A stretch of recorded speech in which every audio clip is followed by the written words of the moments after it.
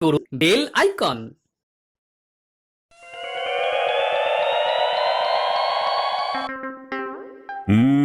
তারপর গোপাল, জামাই ষষ্ঠী তো এসে গেল। তা এবারে কি তুমি ষষ্ঠীর ফোঁটা নিতে যাবে, নাকি তোমার জামাই এসে তোমার গিন্নির কাছ থেকে ফোঁটা নেবে? মহারাজ, আমি যতদূর জানি গোপালের শাশুড়ি গোপালের ভয়ঙ্কর খাওয়া নিয়ে খুব আতঙ্কিত।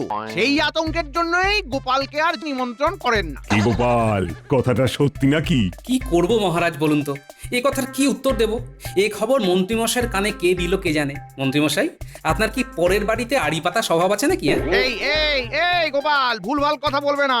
আমি পরের বাড়িতে আড়ি পাতি? হ্যাঁ, এই গুণটা না থাকলে এত বড় মিথ্যে কথাটা আপনি বললেন কি করে? আপনার আর কোনো কাজ নেই? সত্যি তো মন্ত্রী, তোমার আর কোনো কাজ নেই? গোপাল না হয় একটু খেতে ভালোবাসে, তা বলে তোমরা গোপালের খাওয়া নিয়ে এত খোঁটা দেবে? আর গোপাল, এবার কি তুমি তোমার শাশুড়ি ঠাকুরের কাছে যাবে? এবার ইচ্ছে আছে। মন্ত্রী, তুমি কি করবে? আমাকে তো যেতেই হবে মহারাজ। আমাকে তো আমার শাশুড়ি ঠাকুরন চোখে হারায়।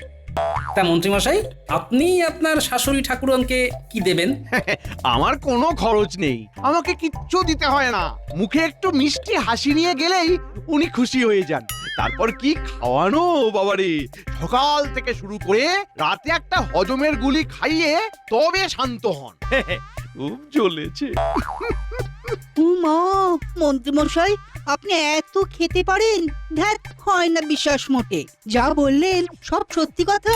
এত সব খাওয়া জোটে? ঠিক কথা বলেছে ওই সভাকবি। ওই তো পাকানো দড়ির মতো চেহারা।